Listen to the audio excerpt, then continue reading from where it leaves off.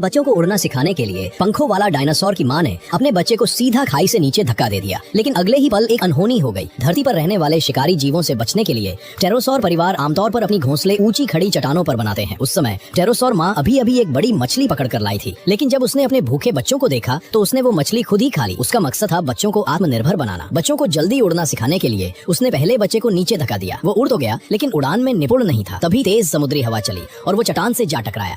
अंत में वो केकड़ों का खाना बन गया। ये दृश्य देखकर बाकी बच्चे और भी डर गए, लेकिन ये तो बढ़ने की प्रक्रिया का हिस्सा था। माँ ने कोई दया नहीं दिखाई और दूसरे बच्चे को भी घोंसले से बाहर फेंक दिया। इस बार हवा तो शांत थी, लेकिन बच्चा एक वयस्क टेरोसौर के हमले का शिकार बन गया। वो किसी और का दोपहर का भोजन बन गया। अब आखिरी बच्चा उड़ने की तैयारी कर ही रहा था कि उसने नीचे एक विशाल टेरर बर्ड, भयावह पक्षी को देखा और डर के मारे पीछे हट गया। मगर माँ ने कोई मौका नहीं दिया और उसे भी धक्का दे दिया। तेज हवा और डर के कारण छोटा टेरोसौर सीधे नीचे गिर गया। जब वो धीरे धीरे उठा तो उसकी नजर एक केकड़े पर पड़ी। उसने केकड़े को पकड़ने की कोशिश की, लेकिन केकड़े ने उसकी चोंच पर जोरदार चुटकी काटी। दर्द से परेशान बच्चा केकड़े के पीछे भागने लगा और भागते भागते एक गुफा में पहुंच गया, जहां से एक विशाल टेरर बर्ड बाहर निकल आया। वो भयानक जीव देखकर छोटा टेरोसौर डर गया और उड़ना ही भूल गया। वो बस रेत पर भागता गया। तभी सामने से एक मगरमच्छ भी आ गया। चारों ओर से फंसा हुआ जब मौत सामने दिखी तो उसने अचानक अपने भीतर की ताकत जुटाई और उड़ गया। अब हवा शांत थी और धीरे धीरे वो उड़ान में निपुण होता गया। उसने उड़ते उड़ते एक केकड़ा भी पकड़ लिया। जब वो अपने घोंसले में लौटा तो माँ बहुत खुश हुई, लेकिन अपने बच्चे की उड़ने की क्षमता पूरी तरह परखने के लिए उसने फिर उसे अचानक धक्का दे दिया। अचानक हुए हमले से बच्चा थोड़ा डर गया, लेकिन जल्द ही उसने अपने पंखों पर काबू पा लिया और आसमान में ऊंचा उड़ने लगा। अब वो सच में बड़ा हो गया था, एक ऐसा टेरोसौर जो अपने दम पर जी सकता था।